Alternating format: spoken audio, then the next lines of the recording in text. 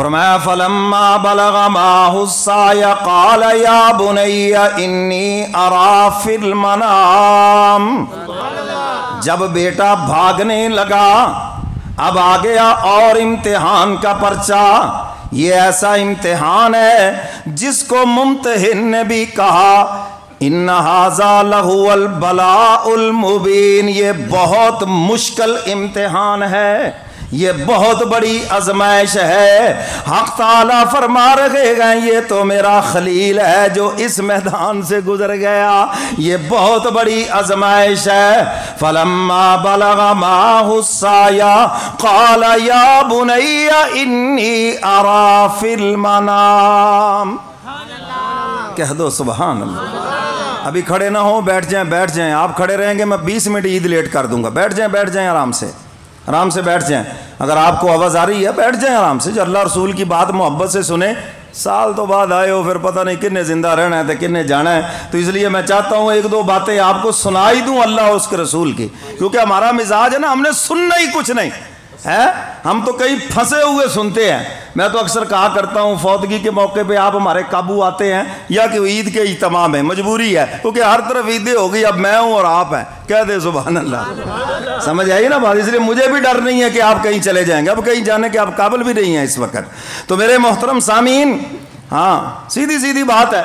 तो मैं ये अर्ज कर रहा था कि जब बेटा भागने लगा, इम्तिहान का पर्चा आ गया। इब्राहिम अपनी महबूब चीज मेरे रास्ते में कुर्बान करें, महबूब चीज। हमारे यहाँ तो मिजाज है ना जी, मरी भेड़ अल्लाह दे नां ते। रमज़ान में फ़ोन कर करके पूछ रहे होते हैं जी ये जेडे जूते बिके नहीं सारा साल है ज़कात लग जाएंगे। मैंने कहा लग जाएंगे। ये जो कपड़ा बिका नहीं ये लग जाएगा ज़कात में है। गिरी फटी और जो बिल्कुल गई गुजरी चीज ये खुदा के नाम पे अल्लाह ने क्या कुछ दिया। और देखो तो सही जब उसके रास्ते में देने की बात आती है तो उस वक्त हमारी सोच क्या होती है। हमें तो चाहिए सबसे अच्छी चीज उसके रास्ते में दें। इब्राहिम अलैहिस्सलातु वस्सलाम से यही सवाल हुआ, सबसे महबूब चीज मेरे रास्ते में कुर्बान करें। फरासत नबुव्वत से समझ गए कि अल्लाह के बाद इस आसमान के नीचे सबसे महबूब चीज तो मेरा अकलौता बेटा इस्माइल है। और फिर ख्वाब मुसलसल 3 दिन देखा और फिर बेटे से कहा बाप ने बेटा आज मैंने ख्वाब देखा है। सुभान अल्लाह। कहा बाप ने बेटा आज मैंने ख्वाब देखा है, ओ किताबे जिंदगी का एक निराला बाब देखा है। इब्राहिम अलैहिस्सलातु वस्सलाम अपने बेटे से कहते हैं जरा तैयार हो जाओ। हाजरा से फरमाते हैं तैयार कर दो ना इसको, आज मैं इसको अपने एक दोस्त से मिलाना चाहता हूँ। किससे मिलाना चाहता हूँ? एक दोस्त से मिलाना चाहता हूँ, जरा इसको तैयार करो। आप भी अपने बच्चे को नहला दिला के लेके जाते हैं ना जी दोस्तों के पास। कोई कहता है जी माशाल्लाह आप जैसा ही है, कोई कहता है जी दादे जैसा है, कोई कहता है आपके ख़ानदान जैसा है।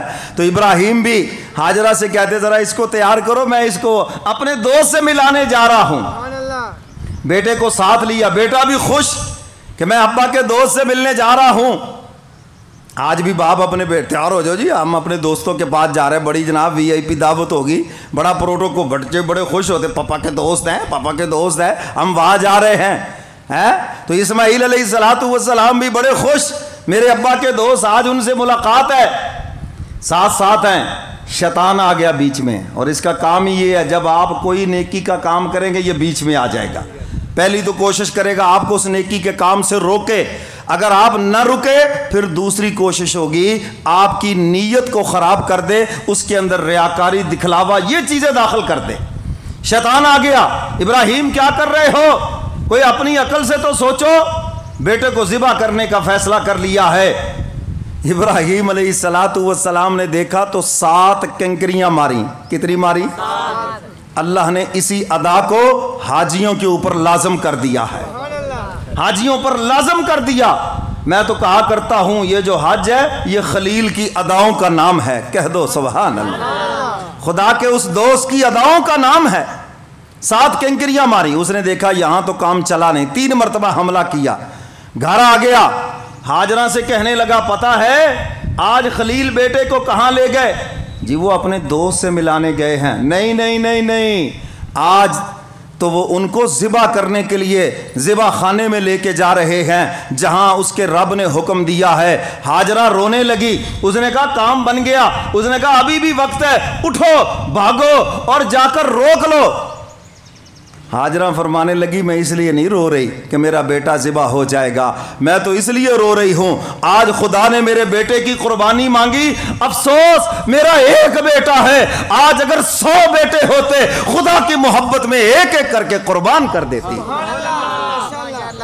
और खुद अपने पास खड़ी होती बेटे के कि मेरे रब ने मेरे बेटे की कुर्बानी मांगी है। मुंह लटकाया और वहां से भी चल दिया। उसने कहा यहां भी दाल नहीं गलती, आखिर ये भी तो खलील की बीवी है। अल्लाह अकबर। मेरे मोहतरम सामीन, इब्राहीम अलैहिस्सलातु वस्सलाम उस जगह पे पहुंचे जहां पे हुक्म था। क़ाल या बुनय्या इन्नी अरा फिल मनाम। इब्राहीम अलैहिस्सलातु वस्सलाम फरमाते हैं बेटा मैंने ख्वाब देखा है, और नबी का ख्वाब वही हुआ करता है, नबी का ख्वाब अल्लाह का हुक्म हुआ करता है, मेरे और आपकी तरह का ख्वाब नहीं होता। और मुझे 2-4 मिनट दे दें, ख्वाब का भी बता दूं। कुछ ख्वाब होते हैं, कुछ ख्याल होते हैं। आदमी सो गया और उसके ख्यालात की फिरकी चल रही है, 2 + 2 की भी चल रही है, सैर सपाटे की भी चल रही है, और जनाब आधे घंटे की स्टोरी, और सुबह उठ के कहता है जी मुझे ख्वाब आया। आपको ख्वाब नहीं आया, एक लंबा ख्याल आया है। समझ गया बात कि नहीं? ख्वाब तो इतना ही होता है जो बिल्कुल एक चीज़ इशारा सामने हुआ बस, और अल्लाह की तरफ से इशारा भी ख्वाब में उसी को होता है जो खुली आंखों में अल्लाह के हुक्मों पे चलता हो, जो अल्लाह की ताबेदारी नहीं करता। खुदा की तरफ से कोई इशारा नहीं है ख्वाब में, सब शैतानी ख्यालात हैं, शैतानी वसवसे हैं। ना कभी नमाज पढ़ी, ना कभी खुदा का हुक्म पूरा किया, ना उसकी इताअत की, और समझता है खुदा मुझे ख्वाब में इशारे करता है। ये गलत फहमी है उसकी। आप अपने उसी मुलाजिम को इशारा करते हैं जो आपका कहने कार है, आपका फरमा, उसको इशारे से कहोगे ये मेहमान है, चाय ले आओ, बोतल ले आओ, है उसी को कहेंगे चक्कर काट के आ जाना, लाना कुछ भी नहीं।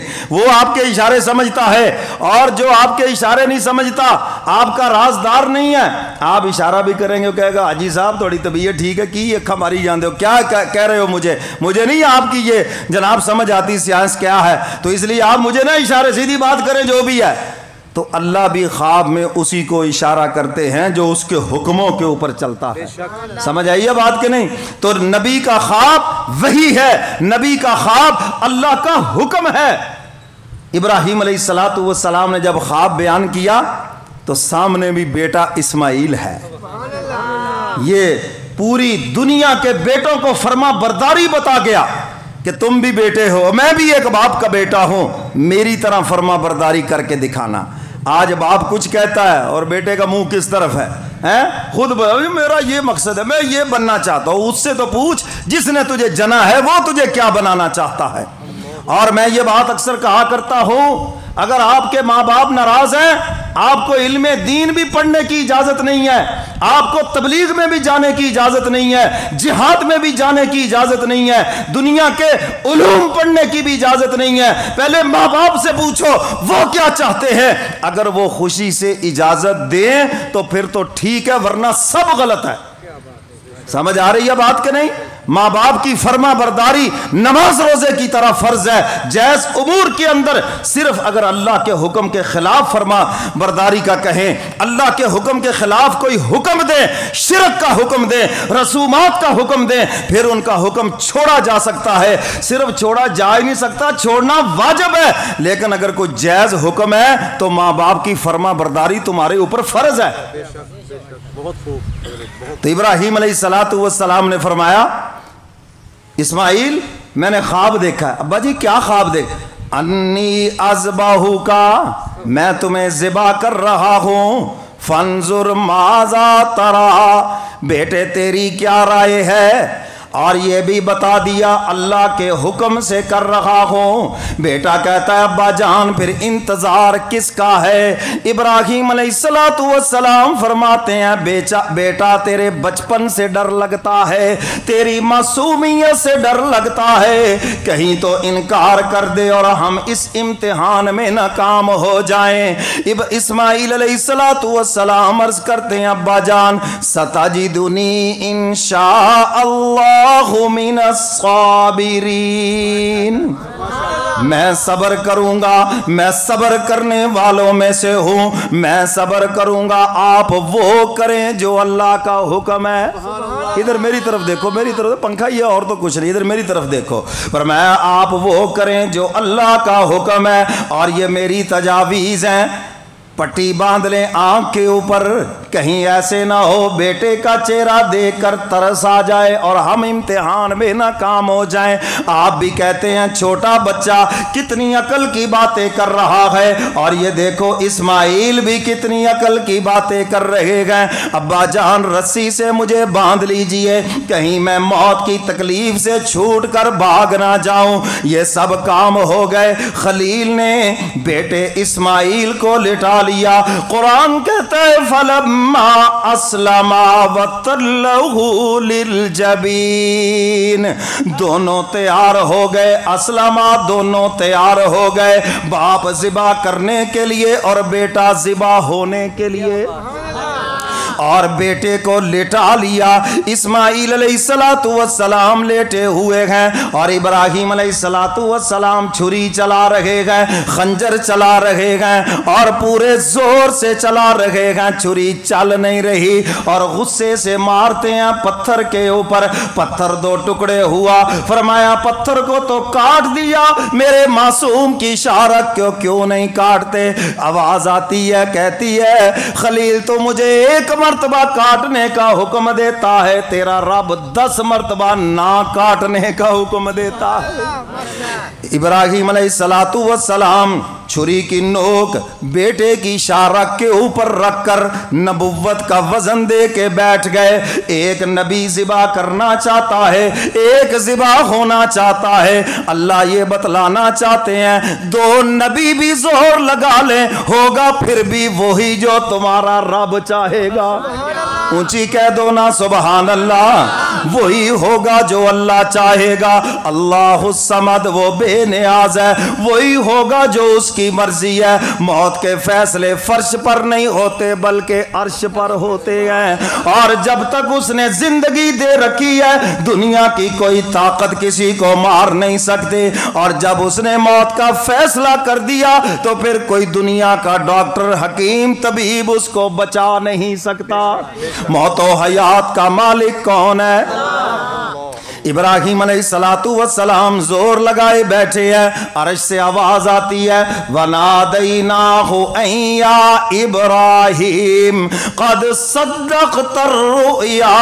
ऐ इब्राहीम तुमने ख्वाब सच कर दिखाया, हमारे हुक्म को पूरा कर दिखाया। लीजिए कज़ालिका नजज़िल मुहसिनीन, हम आपको ये नेमत अदा करते हैं। वफ़दैनाहु बिज़िब्हिन अज़ीम, और अजीम अता करते हैं। ये जन्नत का मेंढा हमने भेज दिया है। खलील को जिब्रील ने, इस्माइल को जिब्रील अमीन ने नीचे से निकाला और नीचे उस मेंढे को रख दिया। छुरी चल गई। खलील समझे बेटा ज़िबा हो गया, लेकिन जब आंखों से पट्टी हटाई क्या देखा? इस्माइल खड़े मुस्कुरा रहे हैं और दुम्बा तड़प रहा है।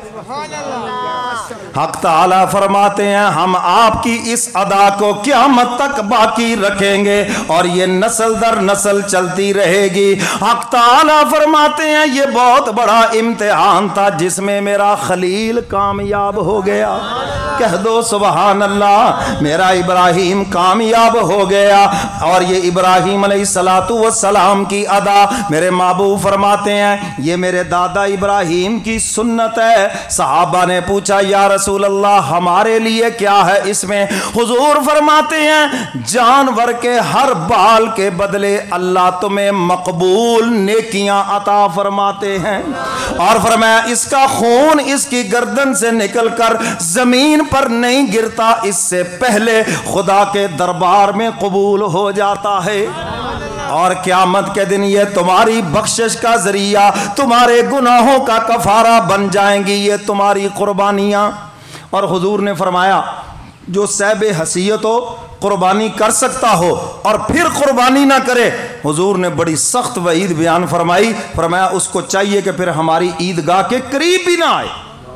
ये अल्लाह के महबूब ने फरमाया। तो इसलिए जो साहिब हसीयत है, जिनके पास 80,000 रुपए से जायद रकम अपने पास है ज़रूरियात के अलावा, एक बंदे की तनख्वाह 80,000 है, ये उसकी ज़रूरियात है, इसके अलावा अगर उसके पास पैसे हैं उस पर कुर्बानी वाजिब है। औरत के पास जेवरात है, कुर्बानी वाजिब है उनके ऊपर। हमारे यहाँ होता है जी दादे दी कुर्बानी होगी तो बाकी सारे एवं ही बख्शे गए। नहीं नहीं, जितने साहिबे हसीयत हैं सब पर कुर्बानी है। जिन बच्चों के नाम आपने प्लाट लगा दिए उनके जिम्मे भी कुर्बानी है, चाहे वो पढ़ते ही हों। जिन बच्चों को कारोबार में शरीक किया उन पर भी कुर्बानी है। जिन बच्चियों के लिए आपने जेवरात बना के दे दिए उन पर भी कुर्बानी वाजिब है। और इसी तरह खवातीन के पास जेवरात हैं उन पर भी कुर्बानी वाजिब है। अगर वो कुर्बानी नहीं करेंगी तो सजा मिलेगी क़यामत के दिन। क्यों जी, बात समझ आ गई है मेरे मोहतरम सामीन। आखिरी बात, हम जानवर तो ज़िबा करते हैं, अपनी अना भी ज़िबा करना सीख लें। ये तो सबक दिया गया है कुर्बानी का। अगर हम अपनी अना ज़िबा कर लें बहुत से रिश्ते बच जाएं। भाई भाई का चेहरा देख लें, दोस्त दोस्त का चेहरा देख लें, रिश्तेदार रिश्तेदार का चेहरा देख लें, लेकिन हम अपनी अना के ऊपर छुरी चलाने के लिए तैयार नहीं है। ये जानवर ज़िबा करवा कर हमें कुर्बानी का सबक दिया गया है और ये बताया गया है इस्लाम आपसे कुर्बानी मांगता है और कदम कदम पे कुर्बानी मांगता है। जब सुबह होती है उस वक़्त प्यारी नींद की आपसे कुर्बानी मांगी जाती है। इस नींद को कुर्बान करो और फजर की नमाज के लिए आओ। आज पूरे पाकिस्तान का यह मसला बना हुआ है, आधी कौम, आधी से क्या 75% कौम सुबह को सोई पड़ी है। हम लाहौर में एक प्रोफेसर के पास बैठे थे, मेदे का प्रोफेसर था, किसी तरह हम मिलने गए। उसने कहा मौलाना साहब ये पूरे मुल्क का मसला बना हुआ है, जब से ये कोरोना की वबा आई है लोगों का मिजाज बन गया है रात को देर से सोना, सुबह को देर से उठना। हमारे नबी का हुक्म है रात को जल्दी सो जाओ, सुबह को जल्दी उठो। और उसने कहा जब तक ये आदत नहीं छोड़ेंगे लोगों के मेदे ठीक ही नहीं हो सकते। जाए जहां मर्जी दवाइयां खाते फिरें, रात को टाइम से सोएं, सुबह को टाइम से उठे। और उसने बताया ये जो सूरज का सिस्टम है, जब सूरज निकलता है निकलने से लेकर गुरूब तक जहां इसके और फंक्शन है, इंसान के मेदे के साथ भी इसका फंक्शन है। मेदा हर ग़िज़ा को अच्छे तरीके से हजम करता है। जुज़्वे बदन बनती है वो खुराक जो दिन को खाई जाए और जो रात को खाई जाए, सब की सब वो वबाल जान है। तो इसलिए कहा सुबह का खाना बादशाह जैसा, दोपहर का खाना वजीर जैसा और शाम का खाना फकीर जैसा। और हमने कर दिया उलट, सुबह को तो वो खाते ही नहीं है और दोपहर को थोड़ा सा रगड़ा लगाया और शाम को तो फिर अल अमान वल हफीज, अल्लाह अल्लाह खैर सल्लाह है। फिर जनाब कोई शवारमा के पीछे पड़ गया, को पता नहीं किसके पीछे पड़ गया। यानी जब तक जाग रहे हैं चल ही रहा है निजाम, तो फिर मैदे की बर्बादी ना हो तो और क्या हो। तो मेरे मोहतरम सामीन, सुबह को आपसे नींद की कुर्बानी मांगी जा रही है और साल के बाद ज़कात देने के लिए आपसे कुर्बानी मांगी जा रही है। हैं जी, फसल अगर आपकी है, जिम्मेदार है, आपसे उशर की कुर्बानी मांगी जा रही है। कभी जिस्म की कुर्बानी, कभी माल की कुर्बानी। इस्लाम हमें यही बताता है जब तक तुम कुर्बानी देते रहोगे बुलंदो बाला रहोगे, और जब दीन के लिए कुर्बानी देना छोड़ दोगे जिल्लत और रुसवाई तुम्हारा मुकद्दर बन जाएगी।